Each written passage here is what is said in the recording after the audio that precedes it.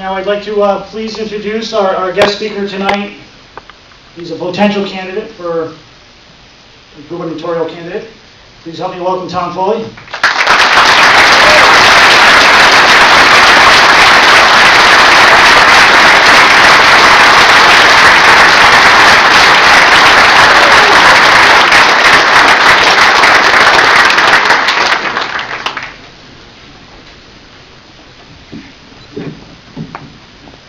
Can you hear me all right? All right. Thanks, Scott, for inviting me to come and speak to the CCDL, and I appreciate this crowd here tonight. I want to commend you and the CCDL for your engagement and your effectiveness in supporting a cause that you care a lot about. That's what democracy in America is all about, and I support it.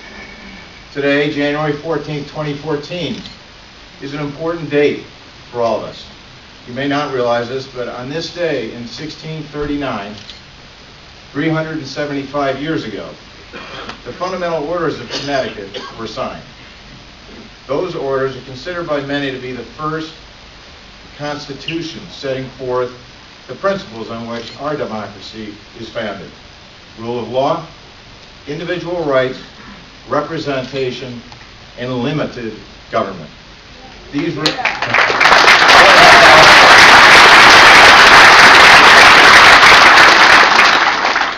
remain the roots of the contract we live by today as American citizens. I'm proud that early settlers right here in Connecticut had the foresight and commitment to set us firmly down this path. So on this notable day for our democracy, let me affirm that I am a strong believer in those founding principles and a defender of both our federal and state constitutions, including the Second Amendment and Article 1, Section 15 of our state constitution.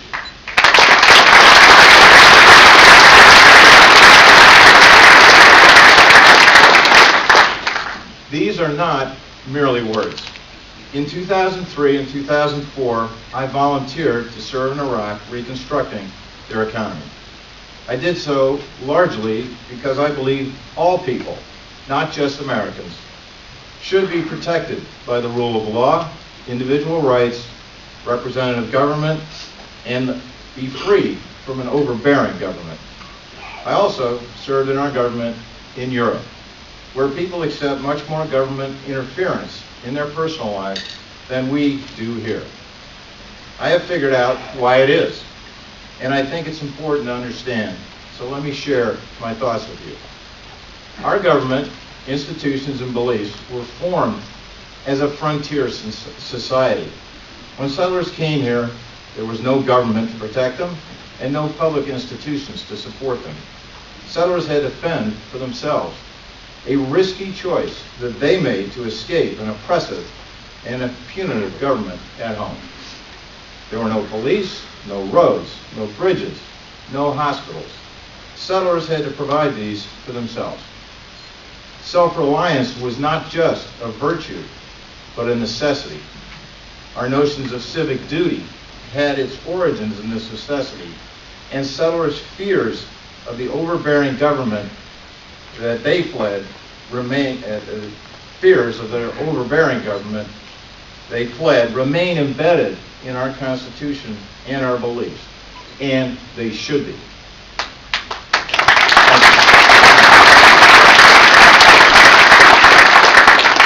Europe is very different. Their democracies are legacies of the monarchies that preceded them.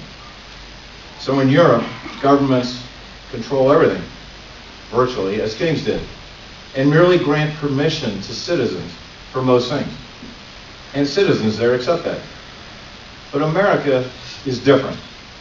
Government arrived here after the citizens.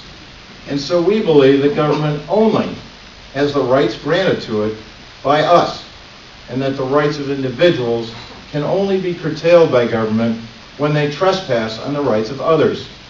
This difference, established partly by the different circumstances and partly by the different experiences and beliefs of our settlers, is an essential difference between American democracy and democracies elsewhere.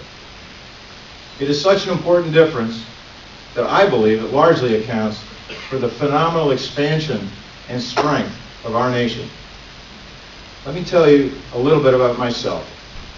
I'm a sportsman and I'm a gun owner.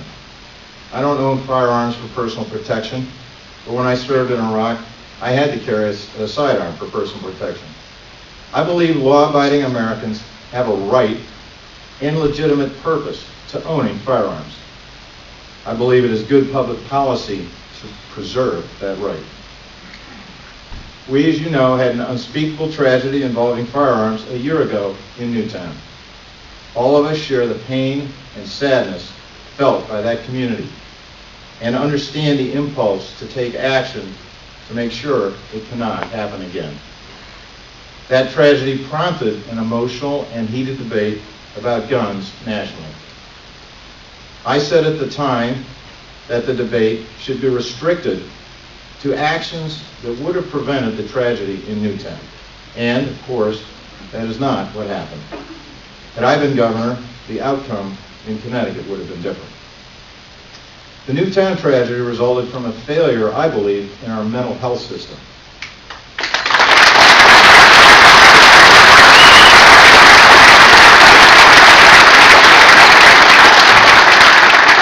I've had mental health issues in my family, which I don't talk about, have not talked about as a candidate. And I know from personal experience how little support there is here and elsewhere for families with mental health challenges.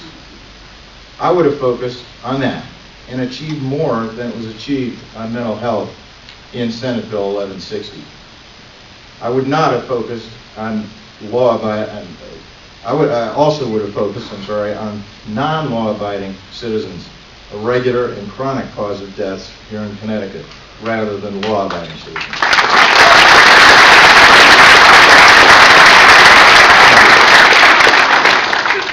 I know some of you are hoping for a judicial or legislative repeal of Senate Bill 1160. A legislative repeal with our current legislature, or anything close to it, is remote, no matter who is governor. But I will promise you this. If I'm governor, any further attempts at restrictions on law-abiding gun owners by our legislature will stop at the governor's office.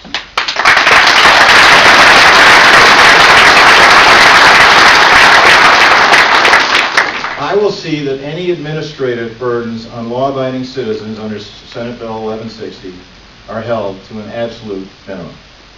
I will make sure that whatever information is collected from citizens registering firearms is protected by law and not available for any other purpose.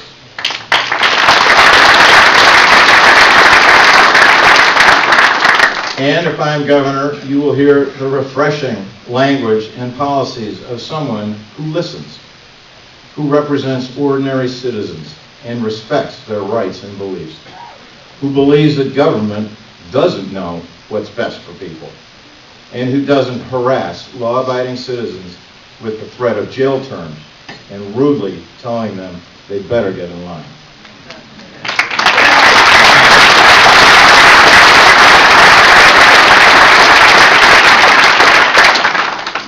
Second Amendment supporters are not the only people under siege by your state government. Everyone in Connecticut is paying much higher taxes today than they were 3 years ago, with the highest burden falling on working families. Everyone's future is being burdened with out-of-control spending and borrowing. Our cities and their residents are struggling with no help or solutions coming from our capital. Employers are overburdened with regulations, red tape, and excessive fees and other costs that drive them and the jobs they provide out of our state. Ordinary citizens have little say now in what goes on here. Big government types have taken over, and under Governor Malloy, they control what happens. If you want to change that and have a governor and a government that respects you, I need your help. I lost the last election by only 6,400 votes, less than 0.5%. If CCDL and others who want a government that listens and is financially responsible and that represents ordinary citizens and their rights had generated just 2 to 3% more votes among you, I would be your governor now, and we would be having a very different conversation. If you want to make things better in Connecticut, now is the time to gather around electable alternatives to our current leadership. If we don't, nothing will change, and you can expect in the future more of what you have seen over the last 3 years, probably including further intrusions on your fundamental rights and a further deterioration in Connecticut's prospects. Connecticut is at a crossroads.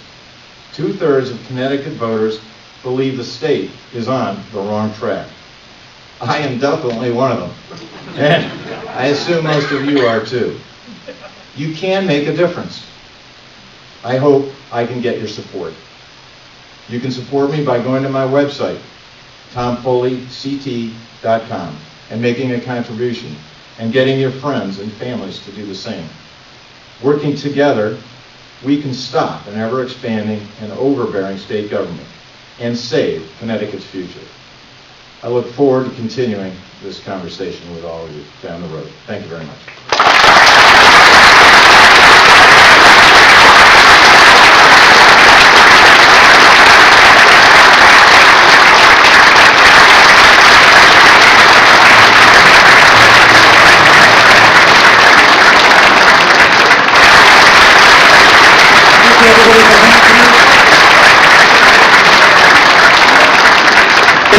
Everybody for coming down.